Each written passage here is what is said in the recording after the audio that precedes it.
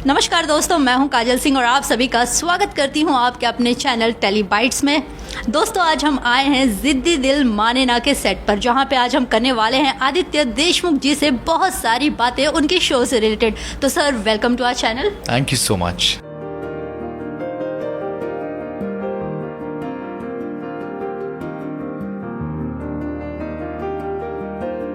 Okay, आपका show काफ़ी अच्छा जा रहा है। क्या कहना चाहेंगे अपने शो के बारे में, अपने कैरेक्टर के बारे में? ऐसे ही चलते रहे और ऐसे ही आप लोग प्यार देते रहे। टॉकिंग अबाउट माय कैरेक्टर, फ़िलहाल तो इस कैरेक्टर के इतने सारे ट्विस्ट एंड टर्न्स आ रहे हैं कि हम लोग भी बहुत एक्साइटेड है। मैं खुद एक्साइटेड हूँ।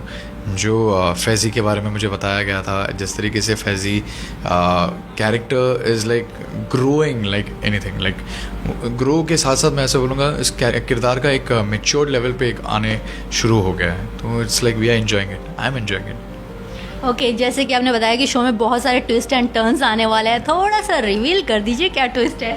अभी तो आपने देखा ही है कि किस तरीके से अभय जिस तरीके से कोयल के साथ बर्ताव कर रहा है एंड ऑल दैट थिंग ना, तो बहुत सारी चीज़ें अभी मतलब फैज़ी को अच्छा नहीं लग रहा है। एंड लोग मुझे ये सवाल बार बार पूछ रहे हैं कि फैज़ी कब क्या करेगा इसके लिए। So now is the time. आपको बहुत सारी चीज़ें अभी देखने मिलने वाली है। एक बड़ा सा सीक्वेंस आने वाला है जिसमें किस तरीके से फैज़ी कोयल को उससे रेस्क्यू करा था। And the rest I can't reveal it, वरना मुझे प्रोड्यूसर सब लोग मार देंगे।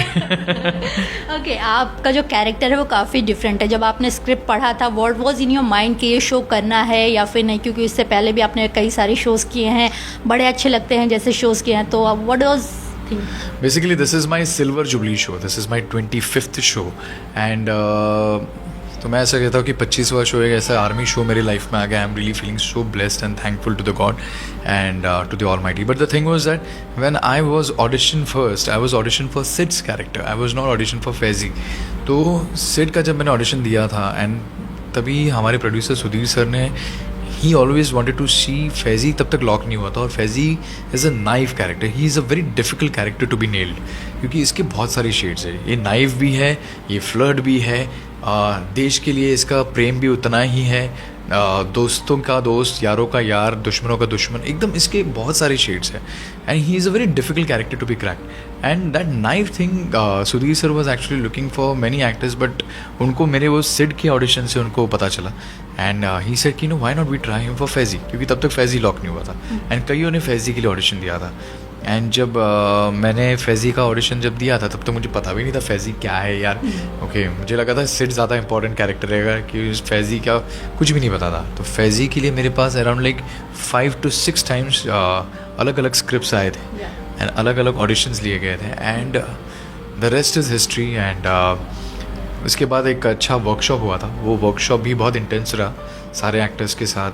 एंड किस तरीके से बॉडी लैंग्वेज होनी चाहिए एक आर्मी गाय की, the way they walk, the way they talk, the way they portray themselves. And मेरा कैसा था, वॉकिंग मतलब लाइक ये फ्लर्ट भी है, so you have to mind it. Like पहली बात, एक तो शो में, एक आर्मी शो में कोई भी किरदार फ्लर्ट नहीं होता। तो कीपिंग दैट इन माइंड कि ये बुरा ना दिखे लोगों के सामने, ये प्यारा ही दिखे, because he is a positive guy. तो वो सारी चीज़ें करते वक्त बहुत ही जंतु रही थी, but yeah it was fun, still learning so many things from this character. Okay, Aditya ji, आपने अभी तक बहुत सारे शोज़ किए होंगे, बहुत सारे एक्सपीरियंस है आपके पास। तो कुछ ऐसा बेस्ट मोमेंट जो आज तक आपको याद है during the shoot of any show? बहुत से हैं। मतलब लाइक मैंने आज तक, मतलब मैंने with Balaji only I have done around like 10 to 12 shows. मेरा लास्ट शो उनके साथ था कवच Mahashivratri. I was playing Ashutosh Kulkarni करके एक कैरेक्टर था जो नेगेटिव रोल था। एंड मेरे को एक मुस्टैच दी गई थी। एंड उसका जो किरदार था कि ये बंदा सबकी बीमा बनाता है और उनको बीमा बना के वो मार देता है, मतलब वो पैसे खाता है उसके, और उसके ऊपर वो जीता रहता है। तो वो भूत उसको आके मारता है। तो वो जो मेरा डेथ सीक्वेंस जो था वो करीबन 3 दिन तक चला, because I was the main guy amongst all who killed that कस्टी साड़ी वाली दैट औरत, एज वेल एज दैट विंड्राना who was playing that character. तो 3 दिन तक वो सीक्वेंस चला था। एंड वी वो लाइक मेरा बॉडी पूरा एक पॉइंट तक स्टिफ हो गया था, पत्थर जैसा, because when you play negative roles you get into the skin of that character. So being a method actor, even I am a method actor, तो कभी कभी क्या हो जाता है कि बहुत सारी चीज़ें आप करना पड़ते हैं आपको, एंड कर लेते हैं आप, बट उस जोश में आप होश खो बैठते हो और आपकी body and server everything like I was like having a body एक हेड एक होने लग गया था कि यार ये डेथ सीक्वेंस ख़त्म ही नहीं हो रहा है, इतना लंबा लिखा था।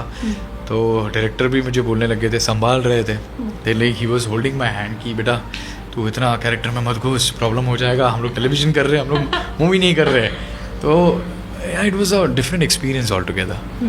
अच्छा, अभी आपने बॉडी की बात किया, तो जब आपने ये शो साइन किया था तो क्या आपको कुछ कहा गया था कि आपको वेट गेन करना है या लूज़ करना है या फिर अपने बॉडी को ऐसा करना है वगैरह वगैरह कुछ चीज़ें, जैसे बहुत सारे आर्टिस्टों के साथ कहा? एक्चुअली क्या हुआ था कि वेट गेनिंग तो सबकी हो ही गई थी क्योंकि लॉकडाउन था, जिम तो बंद ही थे। जिम अभी हाल ही में कुछ तो शुरू हुए, अभी ये भी सुनने में आ रहा है कि because of this new virus that is invented from south Africa, तो अभी वापस जिम रहने वाले कि नहीं, क्योंकि अभी हम लोग बहुत पर्टिकुलरली अभी जा रहे हैं, क्योंकि मुझे लगता है मेरा लास्ट मंथ से ही मेरा जिम फुल फ्लेज स्टार्ट हो गया है, तो मैं जिम जा रहा हूँ उधर अभी। तो अभी कुछ सुनने में मिल रहा है, तो कुछ चारा नहीं था, उनके पास भी कोई ऑप्शन नहीं था, मेरे पास भी कोई ऑप्शन नहीं था, क्योंकि जिम ही बंद है, वर्कआउट हो नहीं रहा। डाइट पे भी कितना कंट्रोल करेंगे, कितने डाइट्स हो गए, बॉडी पूरी लूज़ हो जाती है, आप कितना अपने आप पे पूरा मसल ब्रेक डाउन हो जाता है। सो जिम करना बहुत ज़रूरी है ये, एंड कैरेक्टर के लिए तो ऑफकोर्स है, बट कैसा था कि I was so lucky enough कि लोगों को फैज़ी इसी में ही बहुत पसंद आ गया था, उनको उसका क्यूटनेस बहुत पसंद आ गया, उसका वो प्यारा नेचर, मतलब एवरीथिंग दैट आई वुड से ना, it is all about the writing. उस राइटिंग में हर एक्टर घुल गए और उसमें फ़िट होते गए, तो इसलिए वो कितना फ़िट है, कितना मोटा है, क्या है, उससे कोई फ़र्क नहीं पड़ता। At the end of the day if your character is amazing you can do wonders with that. Okay, जैसे कि फैज़ी को तो सब जानते हैं, बट आदित्य देशमुख की जो जर्नी है उसे बहुत ही रेयर लोग जानते होंगे, तो आज हमारे चैनल के थ्रू आप अपना छोटा सा एक जर्नी बताइए, कैसे आप मुंबई में आए, एंड ऑलरेडी आप देशमुख है, देन महाराष्ट्र से ही है या मुंबई कर, तो कैसी आपकी जर्नी शुरू हुई इस इंडस्ट्री में? बेसिकली क्या हुआ था, my life my journey was like a roller coaster I would say. I am a graduate from arts, I was working for TCS as an HR, and उसके बाद फिर मैंने रिजवी कॉलेज से, रिजवी मैनेजमेंट इंस्टीट्यूट से मैंने MBA किया था, and I was working as a senior marketing head for an advertising agency. तो I just always wanted to be an actor since my childhood.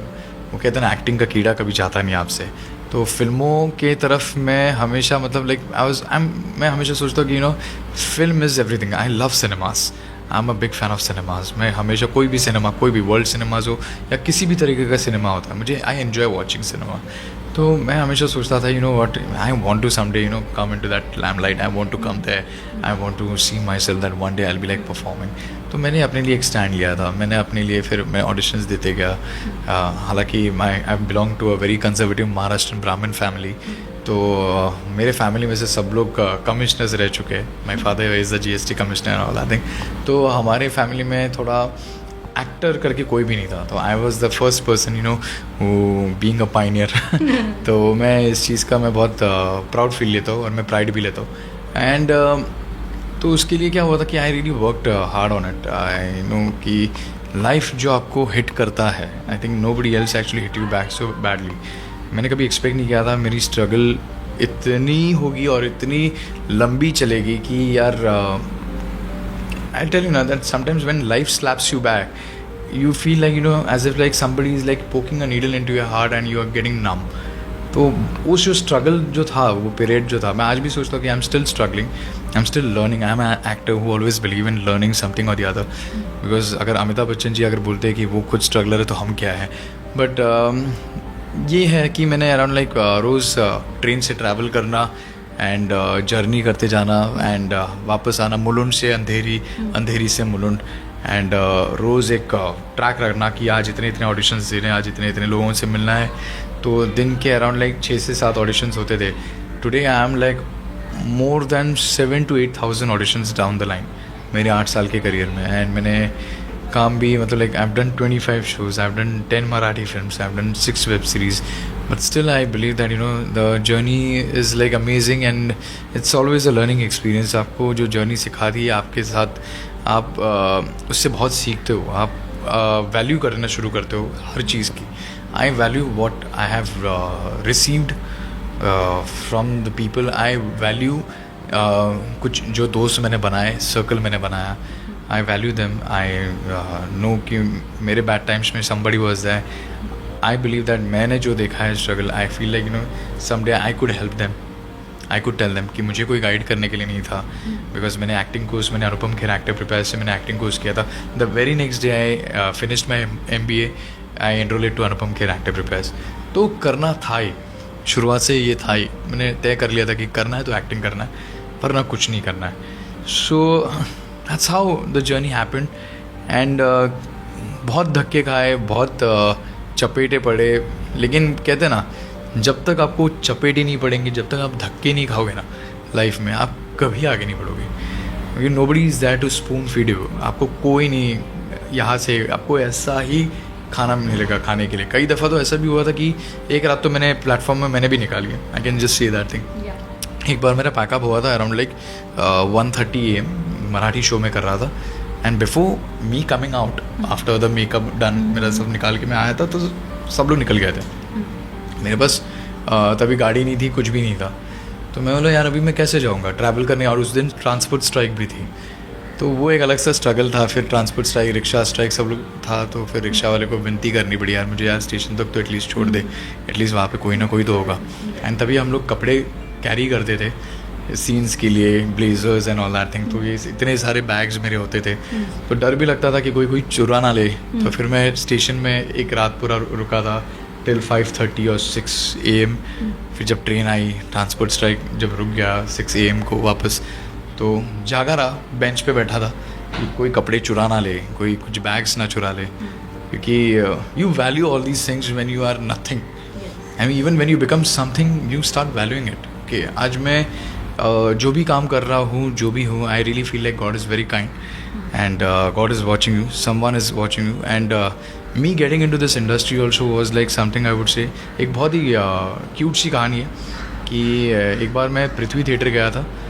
And वो कहता ना कि there is always angel guardian who actually takes you. Like I was confused whether I should get into this industry or not. So I believe that there is always an angel guardian for you who walks you there to your dream. And that's how it happened. मैं गया था अपने दोस्त के साथ पृथ्वी theatres में गया था. पृथ्वी कैफ़े में जब मैं बैठा था, वहाँ पे मैंने लोगों को देखा था जिस तरीके से मुस्कुरा रहे हैं, जिस तरीके से एंजॉय कर रहे हैं. आई सेड दैट मुझे ये मुस्कुराहट चाहिए मेरी लाइफ में, मुझे ये खुशी मुझे अपनी लाइफ में चाहिए. एंड देन मैंने वो तय कर ही लिया था कि I want to be an actor like them, and I want to be something.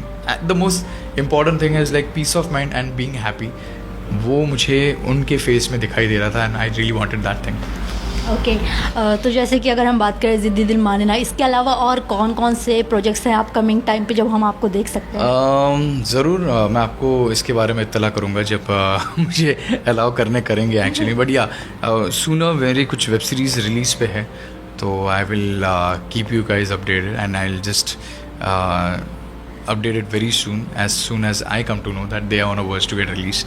तो ज़रूर मैं आपको सबको इत्तला करूँगा. एंड तब तक जिद्दी दिल माने ना. Okay, thank you so much Aditya ji. I hope you enjoyed with us. आपने फन किया होगा. I really enjoyed.